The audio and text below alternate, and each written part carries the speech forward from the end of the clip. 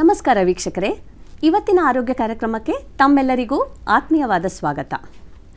ಮೆದುಳು ನಮ್ಮ ದೇಹದ ಇನ್ನೂ ಹಲವು ಅಂಗಗಳನ್ನು ನಾವು ಹೋಲಿಸಿದಾಗ ನಮ್ಮ ದೇಹದ ಒಂದು ಸೂಪರ್ ಹೀರೋ ಅಂಗ ಅಂತಲೇ ಹೇಳ್ಬೋದು. ಇದು ನಮ್ಮ ದೇಹದ ಒಂದು ಬಹಳ ಸಂಕೀರ್ಣವಾದ ಹಾಗೂ ಅತ್ಯಾಕರ್ಷಕವಾದ ಒಂದು ಅಂಗವೇ ಸರಿ. ಆದರೂ ಬೇರೆ ಅಂಗಗಳಲ್ಲಿ ಯಾವುದೇ ರೀತಿಯ ತೊಂದರೆಗಳಾದಾಗ ಯಾವುದೋ ಒಂದು ರೋಗ ಲಕ್ಷಣದ ಮೂಲಕ ಆ ತೊಂದರೆ ನಮಗೆ ಗೊತ್ತಾಗತ್ತೆ.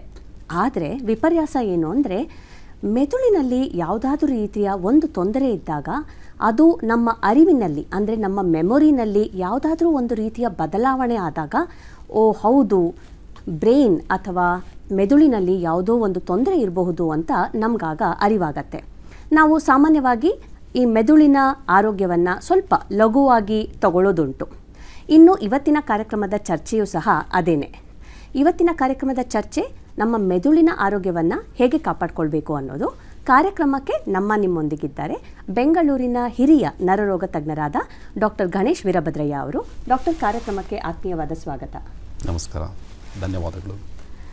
ವೀಕ್ಷಕರೇ, ಡಾಕ್ಟರ್ ಗಣೇಶ್ ರವರು ಬೆಂಗಳೂರಿನ ಒಂದು ಹೆಸರಾಂತ ಖಾಸಗಿ ಆಸ್ಪತ್ರೆಯಲ್ಲಿ ಹಿರಿಯ ನರರೋಗ ತಜ್ಞರಾಗಿ ಸೇವೆಯನ್ನು ಸಲ್ಲಿಸ್ತಾ ಇದ್ದಾರೆ. ಬನ್ನಿ ಈಗ ಇವರಿಂದ ತಿಳ್ಕೊಳ್ಳೋಣ ಮೆದುಳಿನ ಆರೋಗ್ಯವನ್ನು ಹೇಗೆ ಕಾಪಾಡಿಕೊಳ್ಬೇಕು ಅಂತ. ಡಾಕ್ಟರ್, ಈ ಮೆದುಳಿನಲ್ಲಿ ಒಬ್ಬ ರೋಗಿಗೆ ಯಾವುದೇ ಒಂದು ರೀತಿಯ ತೊಂದರೆ ಇದೆ ಅಂತ ತಿಳ್ಕೊಬೇಕಾದ್ರೆ ಯಾವುದಾದ್ರೂ ಒಂದು ರೀತಿಯ ಲಕ್ಷಣ ಕಾಣಿಸ್ಕೊಳ್ಳುತ್ತೆ ಅಂದರೆ ಆಸ್ಪತ್ರೆಗೆ ಹೋಗೋ ಮುನ್ನ ಮನೆಯಲ್ಲೇ ಇದ್ದಾಗ ಹೇಗೆ ಗುರುತುಪಡಿಸ್ಕೊಳ್ಳೋದು? ಖಂಡಿತ.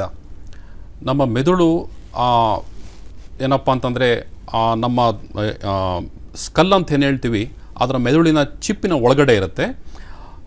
ಇದನ್ನು ಯಾವ ಥರ ನಮ್ಮ ಮೆದುಳಿದೆ ಅಂತ ತಿಳ್ಕೊಳ್ಳೋದು ತುಂಬ ಅವಶ್ಯಕ. ಇದ್ರ ಮೇಲೆ ನಾವು ಚಿಹ್ನೆಗಳು ಯಾವ ಥರ ಬರುತ್ತೆ ಅಂತ ತಿಳ್ಕೊಬೋದು. ಮೆದುಳಲ್ಲಿ ಬಲಭಾಗ ಮತ್ತು ಎಡಭಾಗ ಅಂತ ಇರುತ್ತೆ, ಮತ್ತು ಮೆದುಳು ಕಾಂಡ ಮತ್ತು ಚಿಕ್ಕ ಮೆದುಳು ಅಂತಿರುತ್ತೆ. ಈ ಭಾಗಗಳು ನಮ್ಮ ಚಿಹ್ನೆಗಳನ್ನು ನಿರ್ಧರಿಸುತ್ತೆ. ಎಕ್ಸಾಂಪಲ್ ಅಂತಂದರೆ, ಎಡಭಾಗ ಬಲಗೈ ಬಲಗಾಲು ಇದನ್ನು ನಿಯಂತ್ರಿಸುತ್ತೆ.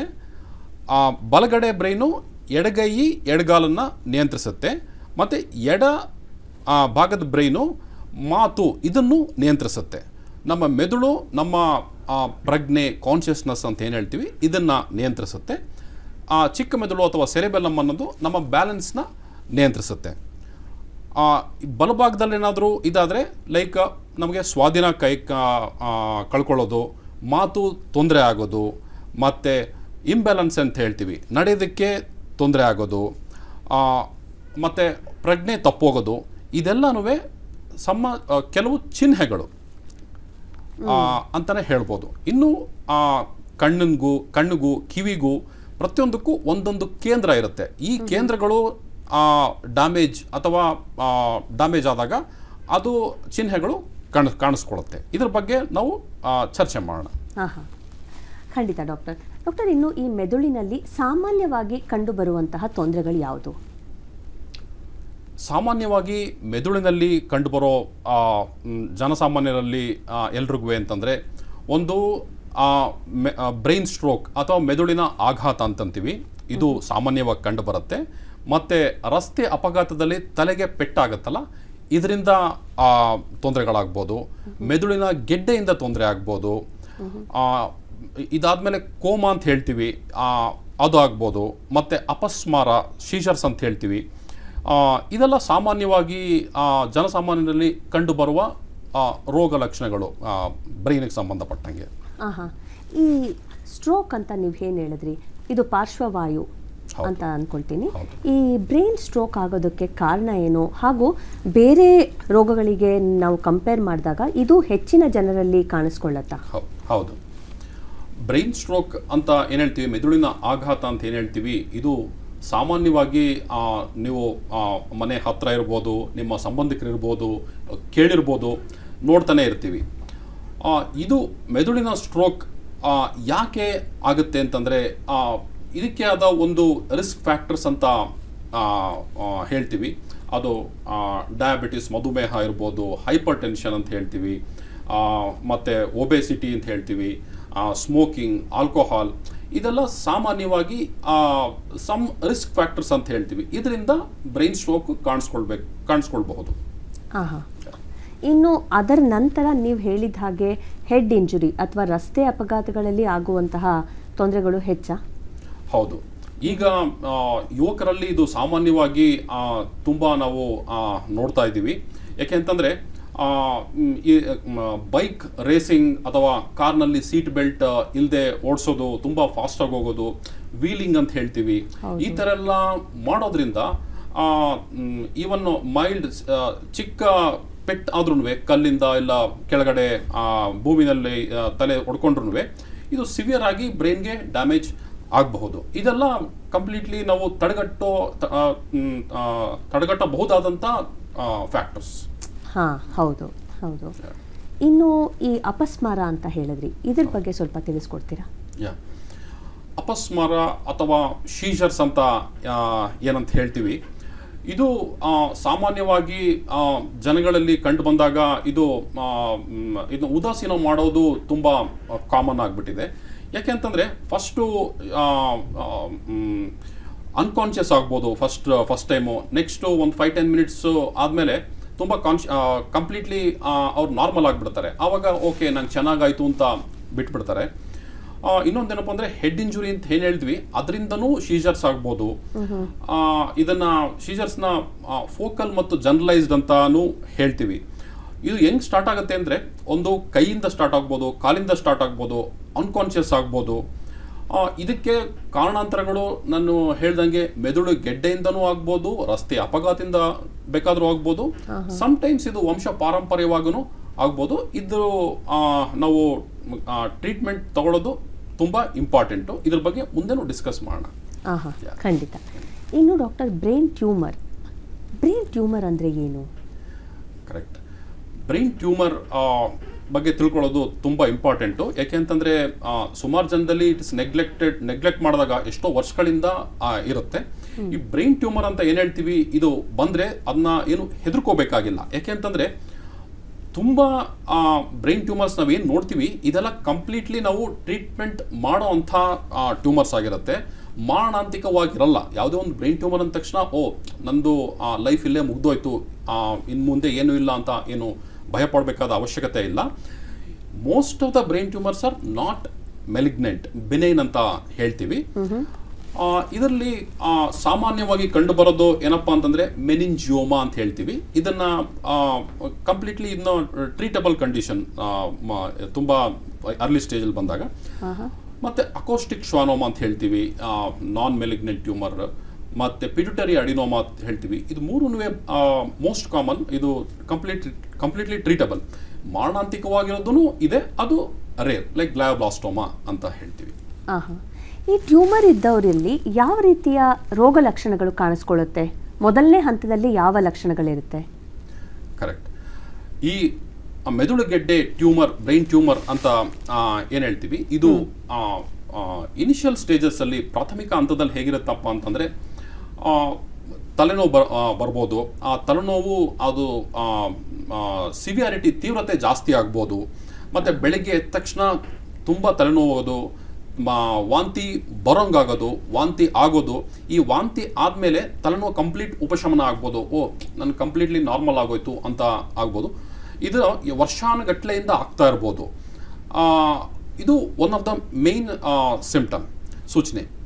ಅದ್ರ ಜೊತೆಗೆ ತಲೆನೋವು ಜೊತೆಗೆ ಫಿಟ್ಸ್ ಅಂತ ಏನು ಹೇಳ್ತೀವಿ, ಅಪಸ್ಮಾರ ಇರ್ಬೋದು. ಅದ್ರ ಜೊತೆಗೆ ಕೈ ಕಾಲು ವೀಕ್ನೆಸ್ ಇರ್ಬೋದು, ನಡೆದಕ್ಕೆ ತೊಂದರೆ ಇರ್ಬೋದು, ಸಮ್ಟೈಮ್ಸ್ ಕಿವಿ ಕೇಳದೆ ಇರ್ಬೋದು, ಅಕೋಸ್ಟಿಕ್ ಶ್ವಾನೋಮಾ ಅಂತ ಹೇಳ್ತೀವಿ. ಇದ್ರ ಜೊತೆಗೆ ಅನ್ಕಾನ್ಷಿಯಸ್ ಆಗ್ತಾ ಇರ್ಬೋದು, ಸ್ವಲ್ಪ ಹೊತ್ತು ಅನ್ಕಾನ್ಷಿಯಸ್ ಆಗಿ ಮತ್ತೆ ನಾರ್ಮಲ್ ಆಗ್ಬೋದು. ಇದೆಲ್ಲ ಸಾಮಾನ್ಯವಾಗಿ ಕಂಡು ಬರುತ್ತೆ. ಈ ಪಿಟ್ಯುಟರಿ ಅಡಿನೋಮಾ ಅಂತ ಏನು ಹೇಳ್ತೀವಿ, ಸಮ್ಟೈಮ್ಸ್ ಅದು ಐ ವಿಷನ್ನೂ ದೃಷ್ಟಿನೂ ಕಮ್ಮಿ ಮಾಡಿಬಿಡುತ್ತೆ. ಇದೆಲ್ಲ ಸಾಮಾನ್ಯವಾಗಿ ಕಂಡು ಬರುವಂಥ ಸೂಚನೆಗಳು ಬ್ರೈನ್ ಟ್ಯೂಮರ್ ಮೆದುಳುಗೆಡ್ಡೆಯಲ್ಲಿ. ಅಂದರೆ ಒಂದು ವ್ಯಕ್ತಿಗೆ ಇದು ಒಂದೇ ಒಂದು ಸಿಂಪ್ಟಮ್ಮಿಗೆ ಸೀಮಿತ ಆಗಿರೋದಿಲ್ಲ. ಯಾಕಂದರೆ ಈಗ ಒಂದು ಮೈಗ್ರೇನ್ ತೊಂದರೆ ಇರೋರಲ್ಲೂ ಬಹಳಷ್ಟು ಈ ವಾಂತಿ ಬರೋ ಥರ ಆಗೋದು, ತಲೆನೋವು ಬರೋದು ಆಗತ್ತೆ. ಬಟ್ ತಾವು ಹೇಳಿದ ಹಾಗೆ ಟ್ಯೂಮರ್ ಇರೋರಲ್ಲಿ ಅದರ ಜೊತೆಗೆ ಬೇರೆ ರೀತಿಯ ಸಿಂಪ್ಟಮ್ಸ್ ಸಹ ಕಾಣಿಸ್ಕೊಳ್ಬೋದು. ಆದರೆ ಒಬ್ಬರೊಬ್ಬ ರೋಗಿಗೆ ಅನುಗುಣವಾಗಿ ಅದು ವ್ಯತ್ಯಾಸ ಇರುತ್ತೆ. ಕರೆಕ್ಟ್. ಇನ್ನೊಂದು ಏನಪ್ಪ ಅಂತಂದರೆ ಈ ನಾಟ್ ಆಲ್ ಹೆಡೇಕ್ಸ್, ಎಲ್ಲ ಹೆಡೇಕ್ಸು ಟ್ಯೂಮರ್ಸ್ ಆಗಿರಲ್ಲ. ಆಮೇಲೆ ಟ್ಯೂಮರ್ಸಲ್ಲಿ ಹೆಡೇಕ್ ಇರ್ಬೋದು. This is very important thing good you mention. ಎಲ್ಲ ತಲೆನೋವು ಸಹ ಟ್ಯೂಮರ್ ಆಗಿರೋ ಅವಶ್ಯಕತೆ ಇಲ್ಲ. ಇನ್ನು ಡಾಕ್ಟರ್, ಇವಾಗ ಒಂದು ಸಕ್ಕರೆ ಕಾಯಿಲೆ ಇದ್ದಾಗ ನಾವು ಹೋಗಿ ಒಂದು ರಕ್ತ ತಪಾಸಣೆಯನ್ನು ಮಾಡಿಸ್ಕೊಂಡು ಸೀಮಿತದಲ್ಲಿದೆಯಾ ಅಥವಾ ಹೇಗಿದೆ ಅಂತ ತಿಳ್ಕೊಳ್ತೀವಿ. ಅದೇ ರೀತಿ ನಮ್ಮ ಬ್ರೈನ್ನಲ್ಲಿ ಯಾವುದೇ ಒಂದು ರೀತಿಯ ತೊಂದರೆ ಇದೆಯಾ ಇಲ್ವಾ ಅಂತ ತಿಳ್ಕೊಳ್ಳೋದಕ್ಕೆ ಯಾವುದಾದ್ರೂ ಮೊದಲನೇ ಹಂತದಲ್ಲೇ ತಪಾಸಣೆ ಮಾಡಿಸ್ಕೊಳ್ಳುವಂಥ ಟೆಸ್ಟ್ಗಳಿದೆಯೇ? ಅದು ನಾವು ಯಾರು ಬೇಕಾದರೂ ಮಾಡಿಸ್ಕೊಳ್ಬೋದೇ? ಒಳ್ಳೆ ಪ್ರಶ್ನೆ ಇದು. ಬ್ರೈನ್ ತೊಂದರೆ, ಮೆದುಳಿನ ತೊಂದರೆ ಅಂತ ಯಾರಿಗಾದರೂ ಅನಿಸಿದ್ರೆ ನಾವು ಯಾವ ಥರ ನೋಡ್ತೀವಿ ಅಂತಂದರೆ, ನಮ್ಮ ಹೊರರೋಗ ತಪಾಸಣೆ ಕೇಂದ್ರದಲ್ಲಿ ಔಟ್ ಪೇಷಂಟ್ ಡಿಪಾರ್ಟ್ಮೆಂಟಲ್ಲಿ ಆ ಥರ ತುಂಬ ಯೋಚನೆ ಮಾಡಿ ಬಂದ್ರೂ ಫಸ್ಟು ನಾವು ಅವ್ರನ್ನ ಕೇಳ್ತೀವಿ ಏನೇನಿದೆ ಅಂತ. ನಾನು ಈಗೇನು ಮೆನ್ಷನ್ ಮಾಡಿದೆ ಅದೆಲ್ಲ ಸಿಂಪ್ಟಮ್ಸು, ಲೈಕ್ ತಲೆನೋವಿದೆಯಾ, ವೀಕ್ನೆಸ್ ಇದೆಯಾ, ಫಿಟ್ಸ್ ಬರ್ತಾ ಇದೆಯಾ, ಮತ್ತು ಇನ್ನೇನಾದರೂ ಬ್ಯಾಲೆನ್ಸಿಂಗ್ ಪ್ರಾಬ್ಲಮ್, ಇದೆಲ್ಲ ಕೇಳ್ತೀವಿ. ಇದೆಲ್ಲ ಕೇಳಿ ನ್ಯೂರೋಲಾಜಿಕಲ್ ಎಕ್ಸಾಮಿನೇಷನ್ ಅಂತ ಮಾಡ್ತೀವಿ ನಾವು, ಪ್ರತಿಯೊಂದು ಮೇಲಿಂದ ಹೆಡ್ ಟು ಟೋ. ಅದಾದಮೇಲೆ ನಮಗೇನಾದರೂ ಅನಿಸಿದ್ರೆ ಮಾತ್ರ ನಾವು ಸಜೆಸ್ಟ್ ಮಾಡ್ತೀವಿ, CT ಸ್ಕ್ಯಾನ್ ಮಾಡಿಸ್ಕೊಳ್ಳಿ, MRI ಮಾಡಿಸ್ಕೊಳ್ಳಿ ಅಂತ. ಇದೆಲ್ಲ ಏನೂ ಇಲ್ಲ, ಬರೀ ಇದು ಅಂತಂದರೆ ಬರೀ ತಲೆನೋವು ಅಂತಿದ್ರೆ ನಾವು ಮೆಡಿಸಿನ್ ಕೊಟ್ಟು ಇದು ನೋಡ್ತೀವಿ. ಪ್ರಾಥಮಿಕ ಹಂತದಲ್ಲಿ ನಾವು ಯಾವುದೇ ಇದನ್ನು ಇನ್ವೆಸ್ಟಿಗೇಷನ್ಸ್ ಅಂತಲೇ ಹೇಳ್ತೀವಿ, ಯಾವುದನ್ನೂ ಸಜೆಸ್ಟ್ ಮಾಡಲ್ಲ. ಆ ಥರ ನಿಮ್ಗೇನಾದರೂ ಡೌಟ್ ಬಂದರೆ ವೈದ್ಯರನ್ನು ಭೇಟಿ ಮಾಡೋದು ತುಂಬ ಇಂಪಾರ್ಟೆಂಟು. ಇನ್ನು ಡಾಕ್ಟರ್, ಈ ಪ್ರತಿಯೊಂದು ರೋಗಕ್ಕೂ ಅದರದೇ ಆದ ಒಂದು ಟ್ರೀಟ್ಮೆಂಟ್ ಲೈನ್ ಇರುತ್ತೆ. ಆದರೆ ಚಿಕಿತ್ಸಾ ಕ್ರಮದ ಮೊದಲು ನನ್ನ ಪ್ರಶ್ನೆ, ಈ ಯಾವುದೇ ರೋಗವನ್ನು ನಾವು ಬಾರದ ಹಾಗೆ ತಡೆಗಟ್ಟೋದಕ್ಕೆ ಸಾಧ್ಯ ಇದೆಯೇ? ಈಗಾಗಲೇ ತಾವು ಹೇಳಿದ್ರಿ ಹೆಡ್ ಇಂಜುರಿ, ಅದನ್ನು ನಾವು ಬಹಳಷ್ಟು ನಾವು ಕಂಟ್ರೋಲ್ ಮಾಡಬಹುದು ಹುಷಾರಾಗಿ ಚಾಲನೆ ಮಾಡೋದ್ರಿಂದ ಅಂತೆಲ್ಲ. ಅದೇ ರೀತಿ ಬೇರೆ ಯಾವ್ಯಾವ ಕಾಯಿಲೆ ನಾವು ಹೇಳಿದ್ವಿ, ಬ್ರೈನ್ ಟ್ಯೂಮರ್ ಅಥವಾ ಅಪಸ್ಮಾರ, ಇವುಗಳನ್ನೆಲ್ಲ ತಡೆಗಟ್ಟೋದಕ್ಕೆ ಸಾಧ್ಯ ಇದೆಯೇ? ಖಂಡಿತ. ಆ್ಯಕ್ಚುಲಿ ಸಾಮಾನ್ಯವಾಗಿ ಏನಪ್ಪ ಅಂದರೆ, ಬ್ರೈನ್ ಟ್ಯೂಮರ್ ನಾವು ಫಸ್ಟು ಸ್ಟ್ರೋಕ್ನ ತಗೊಂಡ್ರೆ, ಸ್ಟ್ರೋಕ್ ಬರದೇ ಇರೋಂಗೆ ನಾವು ತಡೆಗಟ್ಟೋದು ಇದು ಅಂತಂದರೆ, ಒಂದು BP ಕಂಟ್ರೋಲ್ ಮಾಡ್ಕೋಬೇಕು, ಶುಗರ್ ಏನಿದೆ ಡಯಾಬಿಟಿಸ್ನ ಕಂಟ್ರೋಲ್ ಇಟ್ಕೊಂಡ್ರೆ, ಸ್ಮೋಕಿಂಗ್ ಮಾಡ್ತಾ ಇದ್ದರೆ ಸ್ಮೋಕಿಂಗ್ನ ಸ್ಟಾಪ್ ಮಾಡೋದ್ರ ಮುಖಾಂತರ, ಆಲ್ಕೋಹಾಲ್ ಏನಾದರೂ ತಗೊಳ್ತಾ ಇದ್ದರೆ ಆಲ್ಕೋಹಾಲ್ ಅವಾಯ್ಡ್ ಮಾಡೋದ್ರ ಮುಖಾಂತರ, ತುಂಬ ದಪ್ಪ ಇರೋರು ಅದನ್ನು ಕರೆಕ್ಟಾಗಿ ಬಾಡಿ ವೆಯ್ಟ್ನ ಮಾಡಿಕೊಂಡು ಎಕ್ಸಸೈಸ್ ಮಾಡೋದ್ರ ಮುಖಾಂತರ ಅದನ್ನು ಸ್ಟ್ರೋಕ್ನ ತಡೆಗಟ್ಬೋದು. ಡೆಫಿನೆಟ್ಲಿ ರಸ್ತೆ ಅಪಘಾತ ಮತ್ತು ಸೀಟ್ ಬೆಲ್ಟ್ ಹಾಕ್ಕೊಳ್ಳೋದು, ಹೆಲ್ಮೆಟ್ ಹಾಕ್ಕೊಳ್ಳೋದ್ರಿಂದ ನಾವು ಡೆಫಿನೆಟ್ಲಿ ಹೆಡ್ ಇಂಜುರಿ ಅಂತ ಏನು ಹೇಳ್ತೀವಿ ಅದನ್ನು ತಡೆಗಟ್ಬೋದು. ಅಕಸ್ಮಾತ್ ಹೆಲ್ಮೆಟ್ ಹಾಕ್ಕೊಂಡು ಸೀಟ್ ಬೆಲ್ಟ್ ಆದ್ರೂ ಏನಾದರೂ ಡ್ಯಾಮೇಜ್ ಆದರೂ ಆ ಸಿವಿಯಾರಿಟಿ ತೀವ್ರತೆ ಕಮ್ಮಿ ಇರುತ್ತೆ. ಫಿಟ್ಸ್ ಅಂತ ಏನು ಹೇಳ್ತೀವಿ ಅದನ್ನು ತುಂಬ ಪ್ರಾಥಮಿಕ ಹಂತದಲ್ಲಿ ಟ್ರೀಟ್ಮೆಂಟ್ ತೊಗೊಂಡು ಅದನ್ನ ಅದಕ್ಕೆ ಕಾರಣ ಕಂಡುಹಿಡ್ಕೊಂಡು ಅದು ಟ್ಯೂಮರಿಂದ ಆಗಿರ್ಬೋದು ಇಲ್ಲ ಸ್ಟ್ರೋಕಿಂದ ಆಗಿರ್ಬೋದು, ಅದಕ್ಕೆ ಟ್ರೀಟ್ಮೆಂಟ್ ತೊಗೊಂಡ್ರೆ ಅದನ್ನು ಕಂಟ್ರೋಲ್ ಮಾಡ್ಕೋಬೋದು. ಹಾಗಿದ್ರೆ ಬಹಳಷ್ಟರ ಮಟ್ಟಿಗೆ ನಮ್ಮ ಕೈಲೇ ಇದೆ ಕಂಟ್ರೋಲ್ ಮಾಡ್ಕೊಳ್ಳೋದು ಅಂತ ಹೇಳ್ತಿದ್ದೀರಿ. ಆದರೆ ತಾವು ಹೇಳಿದ ಹಾಗೆ ಒಂದು ಉತ್ತಮವಾದ ಜೀವನ ಶೈಲಿ, ಒಳ್ಳೆಯ ಹ್ಯಾಬಿಟ್ಸ್ ಇರೋದ್ರಿಂದನೂ ಸಹ ಇವುಗಳನ್ನೆಲ್ಲ ತಡೆಗಟ್ಬೋದು ಅಂತ ಹೇಳ್ತೀರಾ ಡಾಕ್ಟರ್? ಹೌದು, ತಡೆಗಟ್ಬೋದು. ಇನ್ನು ಡಾಕ್ಟರ್, ನನ್ನ ಮುಂದಿನ ಪ್ರಶ್ನೆ, ಈ ಕೆಲವೊಂದು ರೋಗಗಳನ್ನು ನಾವು ಯಾವ ರೀತಿ ಇವನ್ನು ಕಂಟ್ರೋಲ್ನಲ್ಲಿ ಇಟ್ಕೊಂಡು ಇದು ಇನ್ನೂ ಸಿವಿಯರ್ ಆಗದೆ ಇರೋ ಹಾಗೆ ನಾವು ನೋಡ್ಕೊಳ್ಬಹುದು?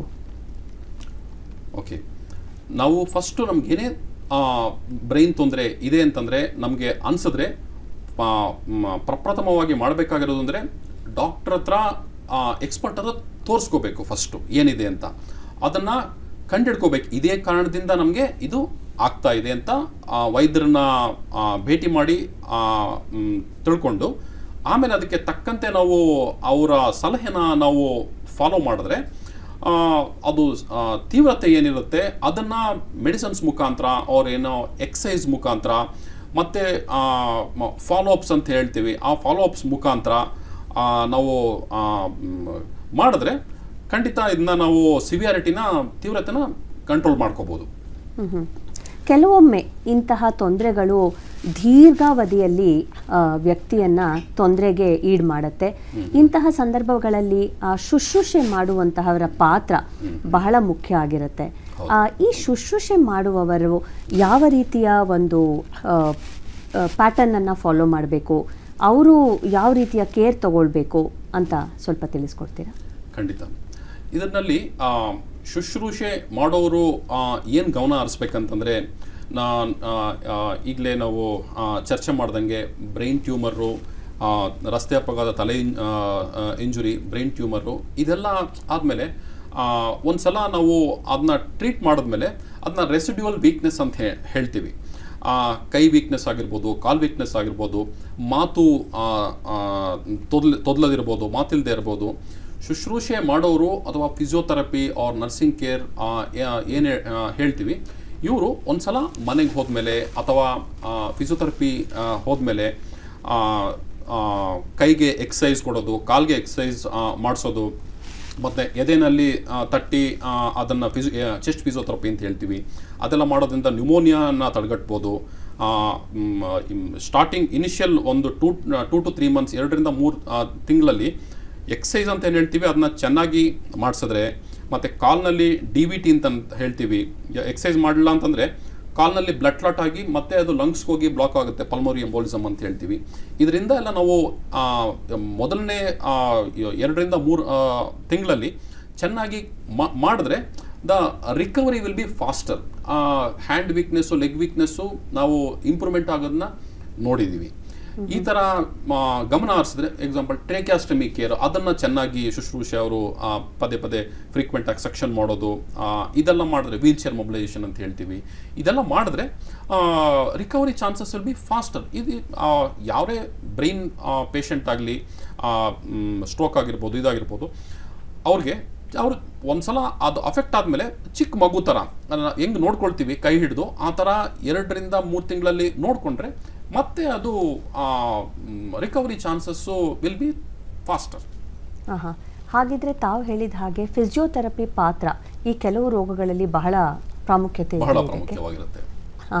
ಇನ್ನು ಈ ಬಹಳಷ್ಟು ಶುಶ್ರೂಷೆ ಸಿಂಪಲ್ ಆಗಿರುವಂಥ ಟಾಸ್ಕ್ಗಳನ್ನು ಶುಶ್ರೂಷೆ ಮಾಡ್ತಾ ಇರೋರೇನೆ ರೋಗಿಗೆ ಫಾಲೋ ಮಾಡಿಕೊಂಡು ಅದನ್ನು ಮನೆಯಲ್ಲೇ ಅವರು ಮಾಡ್ಕೊಳ್ಬೋದಾ? ಹೌದು. ನಾವು ಒಂದ್ಸಲ ನಾವು ಏನು ಮಾಡ್ತೀವಿ ಅಂದರೆ, ಅವರ ಸಂಬಂಧಿಕರು, ಫ್ಯಾಮಿಲಿಗೂ ನಾವು ಎಜುಕೇಟ್ ಮಾಡ್ತೀವಿ. ಯಾವ ಥರ ಮಾಡಬೇಕು ಅವ್ರನ್ನ. ಎಕ್ಸಾಂಪಲ್ ರೈಲ್ಸ್ ಟು ಫೀಡ್ ಅಂತ ಹೇಳ್ತೀವಿ. ಅದನ್ನು ಅವ್ರಿಗೆ ಕೈ ವೀಕ್ನೆಸ್ ಇರೋದ್ರಿಂದ ತಿನ್ನೋಕ್ಕಾಗದೇ ಇರ್ಬೋದು, ಅದನ್ನು ಕೊಡೋದು. ಮತ್ತು ಕೈ ಎಕ್ಸಸೈಸ್ ಫಿಸಿಯೋಥೆರಪಿ ಕೊಡೋದು, ಒಂದೊಂದು ಜಾಯಿಂಟ್ಸ್ನು ಫಿಸಿಯೋಥೆರಪಿ ಕೊಡೋದು. ಇದೆಲ್ಲನೂ ಫ್ಯಾಮಿಲಿಗೆ ಕಲಿಸ್ಬಿಟ್ಟು ಅವರು ಮನೆಯಲ್ಲೇ ಮಾಡ್ಕೊಳ್ಳೋ ಥರ ನಾವು ಅವ್ರನ್ನ ಎಜುಕೇಟ್ ಮಾಡಿದ್ರೆ, ಆಮೇಲೆ ಬೆಡ್ಸೋರು ತುಂಬ ಇಂಪಾರ್ಟೆಂಟ್. ಅವ್ರ ಪೊಸಿಷನ್ ಎಲ್ಲ ಚೇಂಜ್ ಮಾಡ್ತಾ ಇರಬೇಕು. ಇದೆಲ್ಲ ಮಾಡಿದ್ರೆ definitely the recovery chance will be much faster. ಹಾಗಿದ್ದಲ್ಲಿ ಪ್ರತ್ಯೇಕವಾಗಿ ಆ ಶುಶ್ರೂಷೆ ಮಾಡುವವರಿಗೆ ತರಬೇತಿಯನ್ನು ನೀಡಬಹುದು ಡೆಫಿನೆಟ್ಲಿ. ಇನ್ನು ಡಾಕ್ಟರ್, ಕೆಲವು ರೋಗಿಗಳು ಕೋಮಾ ಸ್ಟೇಜ್ ಅಥವಾ ಮೆದುಳಿನ ಸಾವನ್ನು ಹೊಂದುವಂತಹ ಒಂದು ಸ್ಟೇಜ್ಗೆ ಹೋಗಿರ್ತಾರೆ. ಅಂತಹ ರೋಗಿಗಳಲ್ಲಿ ಯಾವ ರೀತಿಯ ಕೇರ್ ಕೊಡಬಹುದು? ಈ ಕೋಮಾ ಅಂತ ಏನು ಹೇಳ್ತೀವಿ, ಈಗ ಸ್ಟ್ರೋಕ್ ಆಗಿರ್ಬೋದು, ಅದರಿಂದ ಕೋಮಾಗೆ ಹೋಗಿರ್ಬೋದು, ರಸ್ತೆ ಅಪಘಾತದಿಂದ ಕೋಮಾಗೆ ಹೋಗಿರ್ಬೋದು, ಸಮ್ಟೈಮ್ಸ್ ಬ್ರೈನ್ ಟ್ಯೂಮರಿಂದ ಆಗಿರ್ಬೋದು, ಇನ್ಯಾವುದೋ ಇನ್ಫೆಕ್ಷನಿಂದ ಆಗಿರ್ಬೋದು. ಇವರೆಲ್ಲನೂ ನಾವು ಟೀಮ್ ಆಫ್ ಡಾಕ್ಟರ್ಸಿಂದ ಅವ್ರನ್ನ ಅಸೆಸ್ ಮಾಡ್ತೀವಿ. ಯಾರು which recovery is faster, which patients recovery is slower ಅಂತ. ಸೊ ಇದನ್ನು ನಾವು ಇದು ಮಾಡಿದ್ರೆ, ಇವಾಗ ರಸ್ತೆ ಅಪಘಾತ ತೀವ್ರವಾಗಿ ಬಂದು, ಬ್ರೈನ್ ಸ್ಟ್ರೋಕ್ನು ತೀವ್ರವಾಗಿ ಬಂದು, ಅದು ಕಂಪ್ಲೀಟು ಅದು ಮೆದುಳು ಕಾಂಡ ಅಂತ ಹೇಳ್ತೀವಿ. ಮೆದುಳು ಕಾಂಡ ತುಂಬ ನಮಗೆ ಇಂಪಾರ್ಟೆಂಟ್ ಆದ ಅಂಗ. ಇದು ಎಲ್ಲಾನು ನಿಯಂತ್ರಣ ಮಾಡೋ ಅಂಗ. ಸಮ್ಟೈಮ್ಸ್ ಏನಾಗುತ್ತೆ, ರಸ್ತೆ ಅಪಘಾತದಿಂದ ಮೆದುಳು ಕಾಂಡಕ್ಕೆ ಇಂಜುರಿ ಆಗಿಬಿಟ್ಟಿದ್ರೆ ಆವಾಗ ಏನು ಮಾಡೋಕ್ಕಾಗಲ್ಲ.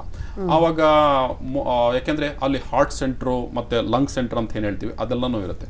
ಬಟ್ ಇದೆಲ್ಲ ಏನೂ ಇಲ್ಲ, ಅದು ಬರೀ ಬೇರೆ ಪಾರ್ಟ್ ಮಾತ್ರ ಡ್ಯಾಮೇಜ್ ಆಗಿದೆ ಅಂತಂದರೆ ಅದನ್ನ ರಿಕವರಿ ಚಾನ್ಸಸ್ಸು ಇರುತ್ತೆ. ಅಂಥವ್ರಿಗೆ ನಾವು ಅಸೆಸ್ ಮಾಡಿಬಿಟ್ಟು ವೈದ್ಯರ ಸಲಹೆನ ತಗೊಂಡು ಅವ್ರಿಗೆ ಪ್ರಾಪರಾಗಿ ಮಗು ಥರ ನೋಡಿಕೊಂಡು ರಿಹ್ಯಾಬಿಲಿಟೇಷನ್ ಸೆಂಟ್ರಿಂದ ನಾವು ಸಪೋರ್ಟ್ ತೊಗೊಂಡು ಎಲ್ಲ ಮಾಡಿದ್ರೆ gradually over A period of time ಅವ್ರಿಗೆ ರಿಕವರಿ ಇಟ್ ಈಸ್ ಪಾಸಿಬಲ್ ಅಂತ ಅನ್ಸುತ್ತೆ. ಹಾಂ ಹಾಂ.